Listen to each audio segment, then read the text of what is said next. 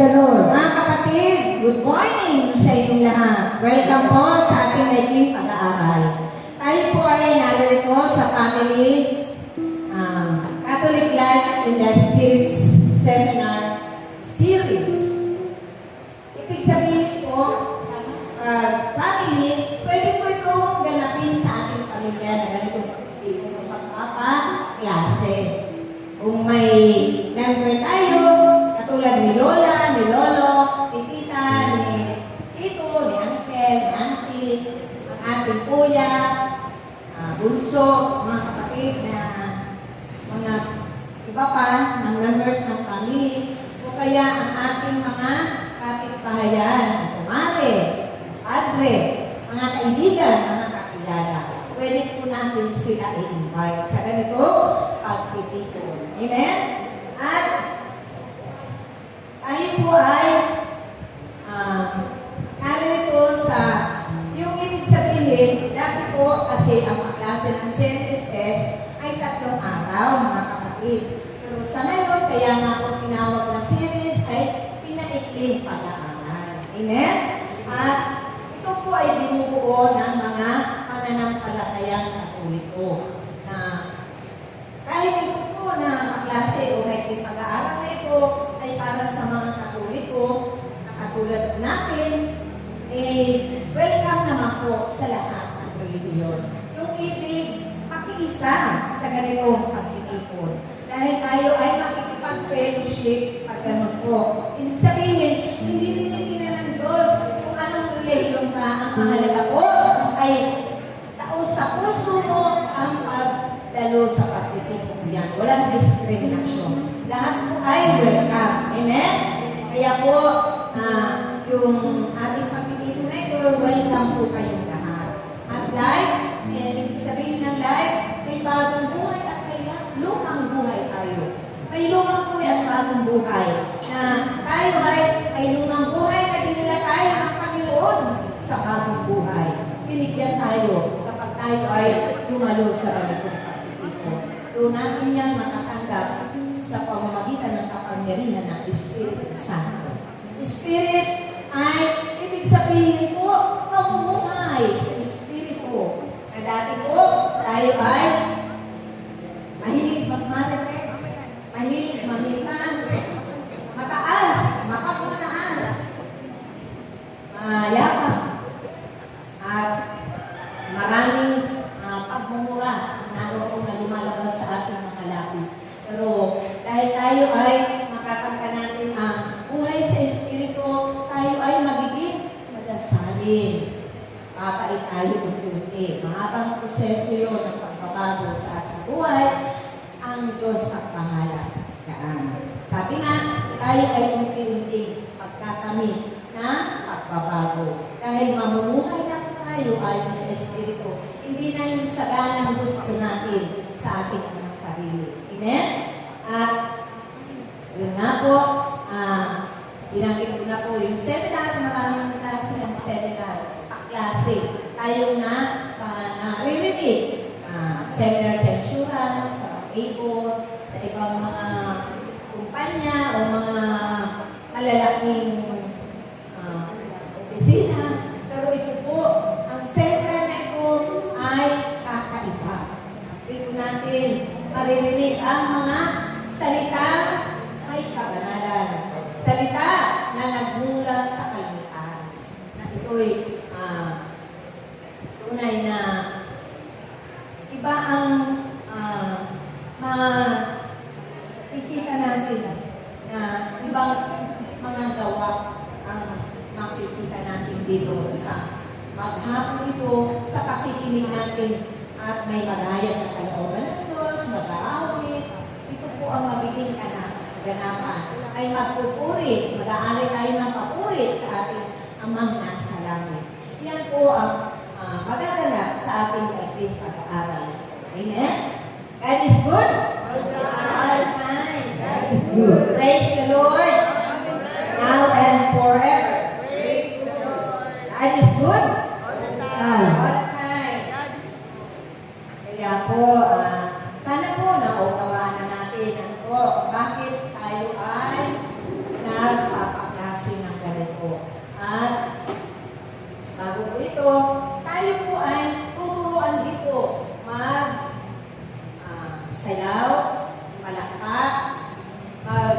sumagot kapag may sinasabi po ang ating sister o ina sa harapan, yung speaker, may password po kami dito. Pag sinabing amen, totoo. Yes na yes. Yun po ang kahulugan po, ang amen na yun.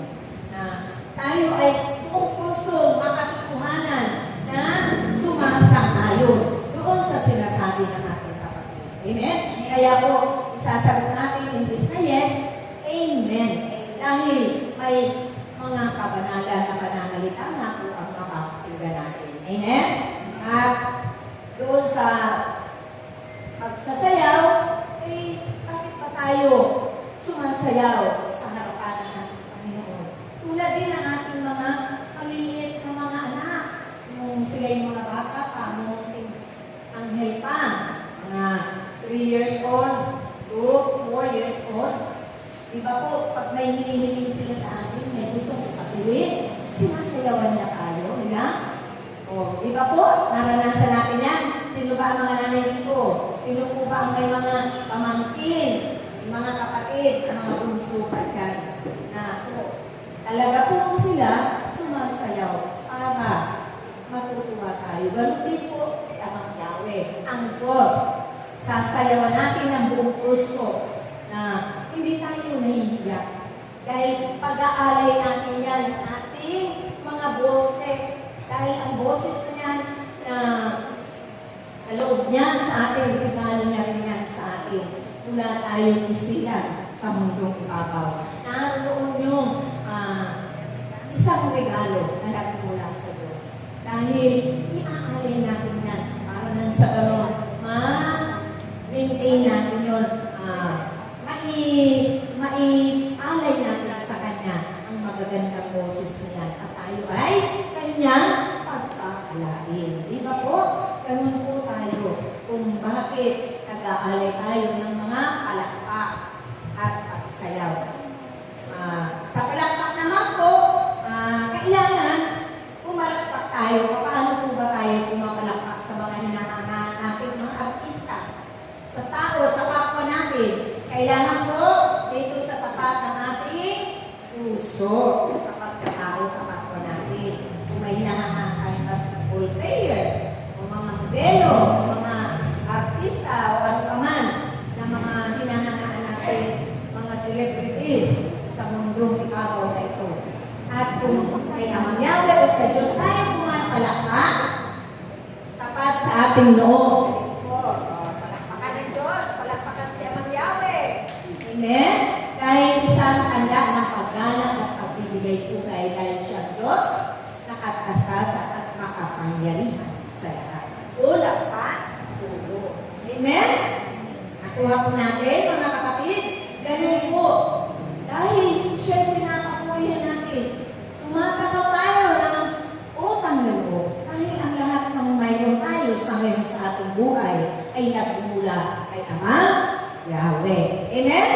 At yung palakpak na yun, yung tunog nun, yan ang nakakapagtaboy ng mga salot, ng mga trahedya, ng mga kamalasan, mga salot ng ligmaan, pag-aaway-away, pagulungan, mga masamang espiritu na natin sa paligid natin. Yung tunog ng palakpak na yan, dahil nabibini sila dyan. Binibini sila dyan. Kaya dapat tayo, kahit sa ating bahay, pumalakpak tayo ng pumalakpak para maitaboy yung kalmalasan, kawalan, kahirapan, mga sakit at karamdaman maitataboy sa pamamagitan ng pagpalakpak natin. At yun ay kasabay na nagpupuri tayo sa ating Panginoon. Nag-aalay tayo sa pag tayo kumamanta, di ba may salita po? Yun ang pag-aalay ng pagsasakripisyo natin para sa pagpupuri kay Amang Yahweh. Amen? That is good? All the time. That is good. Yun po yung isang pagpupuri o prayer of praise na doon nung ang mga apostol ay sila'y pinawalan unang panahon na mangaral ng mabuting balita, umawit ang mga papuri sa Diyos na sila'y nahuli at naikulong doon sa kasulungan ng mga bilangguang yon, ng mga tao na nakakausumusway o nakakagawa ng kasalanan. Habang ito po yung istorya kay Pablo at kay Silas na sila'y nahuli. Habang sila'y nasa bilangguan, sila'y umawit ng mga papuri sa ating Panginoon. At walang ano-ano'y nayanig ang buong bilangguan na nawala ang mga tanikala. Nakalag ang mga tanikala dahil sila'y ginapos. At unay na yung kanilang mga bantay doon ay takot na takot dahil siya'y akala niya nakatakas yung mga bilanggo na naroon. Subalit, bigyang wakasan ang kanyang buhay dahil takot niya kapag nakawala kasi ang mga bilanggo sa bilangguang yun, ang parusa nila ay kamatayan. Gusto niyang wakasan ang buhay. Subalit sabi niya na Silas ay kapatid, huwag mong gawin yan sa iyo dahil yan ay masama. Narito kami at tunay na kung inilawan ang bilangguan, tunay na nakita ng tagapagbantay na naroon sila lahat. At hindi niya ginawa. Pagkos, siya'y nagpuri sa ating Panginoon. Amen? Kung puso siya nagpapasalamat at patira pa siya sa harapan nila Pablo at Silas. Dahil yun ang himala ng kapangyarihan ng ating Panginoon. Amen? God is good all the time. Iyon po ang hallelujah. Ano po ang prayer of praise? Hallelujah. Ibig sabihin, salitang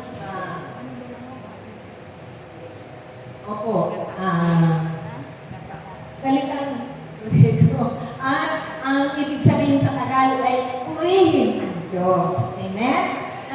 Doon sinabi ko nga po kanina, dapat magpupuri tayo sa Diyos. Hindi lamang tayo sasayaw sa harapan ng Yahweh, kahit magpupuri, itataas ang ating mga kamay.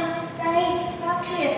Binigyan po tayo ng mga kumpletong bahagi ng ating pangangalawa ng Diyos. Ay, gamitin po natin ito habang may kakayanan pa tayo. Huwag natin antayin na tayo ay tutugod na.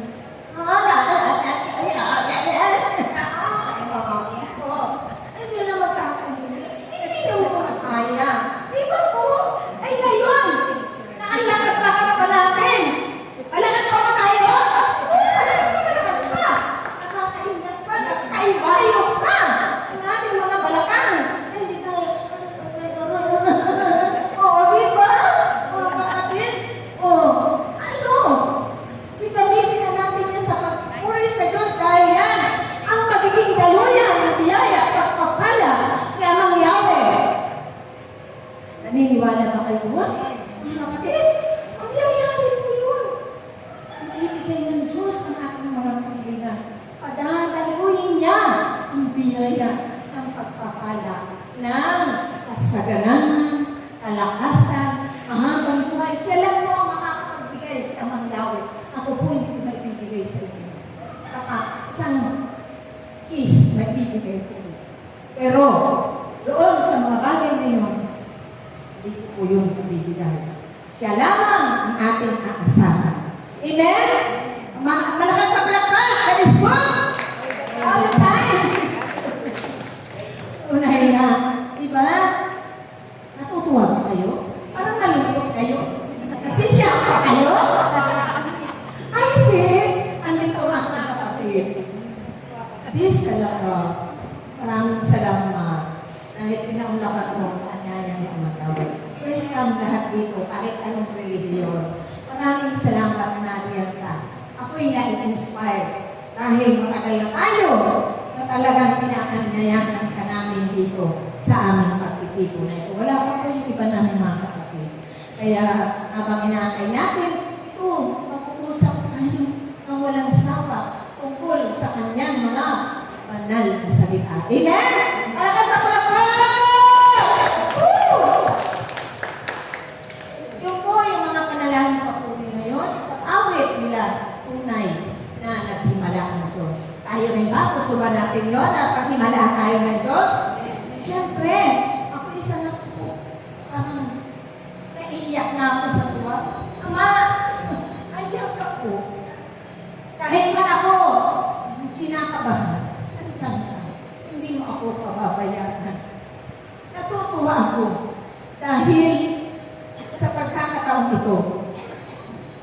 iloob mo na ihayag ko yung kalooban mo. Amen? Malakas sa palakpak sa ating Diyos na buhay. Yung panalangin papuri ay ito po yung key to unlock the power of God. Kung kadena na umaalipin sa ating mga masamang espiritu, kakalagay ng Diyos siya. Kakalagay ng ating Panginoon, lahat ng yan, mga problema natin, siya lang ang makakakalak niyan sa atin. At tunay na tayo yung makakalaya ba? Makakalaya ba tayo, mga kapatid? Amen? Palalayain natin ng ating Panginoon kapag tayo ay tumugon lamang sa kanyang panawagan. Dahil ito yung kalooban niya. Hindi naman po natin ito ginusto. Pero sa pagtugon natin sa kanya, tunay na masisiyahan tayo. Dahil punong-puno tayo ng biyaya ng Diyos. Hindi naman kagalakan. Nararamdaman natin na ariyan ang kanyang presensya. Ariyan ang kanyang pamumuna, ang kanyang paggabay na kailanman. Hindi niya tayo iniiwan. Tayo lang ng mga tao ang nang-iiwan sa kanya. Amen? Malakas na palakpak sa ating Diyos na buhay. Kaya alam niyo na po kung bakit tayo pumapalakpak, sumasayaw sa ating Panginoon. Kahit kalwa, mga ganyan po ang mga paa natin, tinatanggap yan ng Diyos. Kahit hindi masyadong maganda natin mga boses, hindi naman sasabihin ng mga Yahweh, "Uy anak, magpaganda ka muna ng boses." O di ba po? O, kaya dito tayo, bigtihas, sasanayin niya. Habang sinasanay yung mga boses natin niya, sa katagalan, gaganda at gaganda yan. Dahil walang imposible sa Kanya. Amen? Dito niya tayo pababatain. Mga 16 years old darating ang panahon. Tayo yung pababatain niya. O, di ba? Hindi na tayo magpapabelo. O, yung umawit lang tayo sa harap ng Panginoon. Sa harap niya ng Yahweh. Yung mag-alay lamang tayo ng oras at panahon. Tiyak yun. Hindi tayo mabibigo. Tiyak yun na tayo'y lalakas sa habang buhay, mahaba ang ating buhay paglilingkod. Kahit man tayo ay minsan naroon pinanghihinaan bilang tao, pero tayo'y kung saan tayo mahina, doon tayo palalakasin ng Diyos. Amen? Lakas na palakpak sa ating Panginoon. Ito po yung mga sacrifice of praise. Files of praise na mga haking papuri natin sa Panginoon yung pagpalakpak, pagsayaw, pagtinda, at paggawa ng mabuti. Katulad yan, ating kapatid, parating, inaantabayanan niya, inaalalayan niya yung ating kapatid. Di ba po, paggawa ng mabuti yun? Amen? Paggawa ng mabuti yun. Yung ibigyan mo ng isang basong tubig at kumakatok sa gate natin na nakikilimos. Katulad kagabi, may inabutan ako. Sabi ko, anak, bakit po ganitong oras ka na? Gabi na, dala mo pa yung baby mo. Sila daw po ay nasumugan. Ay, may tumugo na ba sa'yo dyan? May sumagot na sa'yo dyan? Yung sa may gate namin. Sabi niya, ay po, sige po nanay, huwag po kayo mag-alala. Kasi andun na po yung anak niya po na tayo. Tinutugunan niya na ako. Alam niya na po na kumakatok ako. Humihingi lang po kami ng kunting tulong. O kunti lang, masaya na si Lord. Dahil yan ay nagmumula na maging joyful giver tayo sa ating puso at kalooban. Hindi tayo napipilitan. Dahil kung tutulong tayo, ay kung naman tayo sasabihin, nakakalagot naman po. Di ba po, mga kapatid, na hindi tayo kalulugan, hindi kalulugan ng Diyos ang mga gagawin natin para sa kapanahan. Dahil tayo ay pinaturoan po dito na gumawa ng mabuti. Magbahagi ng mabuti sa ating kapwa. Magbahagi ng kaperas ng tinapay. Isang basong tubig na wala kang ng kulay. Pero yung pagpapala dahil yung tao na nakainom, nakakain, yung pinaramdam natin, itunay na magpapasalamat ito sa Diyos. At yan ang magiging daluyan ng biyaya ng bawat isa sa atin. Amen? Malakas na palakpak sa ating Diyos sa buhay. Yung mga haking papuri na yan, tunay, na huwag natin yan hihindihan. Pag sumikapan mo ng bawat isa sa atin nawa, na maganap natin ito ng buong puso, buong pag-aalay sa Diyos. Amen? God is good. All the time. Praise the Lord. Now and forever. Now and forever. Praise the Lord. Nawa, naunawaan natin. At tayo po ay dadako na sa susunod na topic 3. Talk 3. Yung pagpapalago sa kapangyarihan ng ating natanggap na kapangyarihan sa Diyos. Amen? God is good all the time. God is good. Praise the Lord. Now and Now and forever. forever. Praise the Lord. Ay, bago po yan, tuturuan ko po kayo muna kung paano mag-Hallelujah.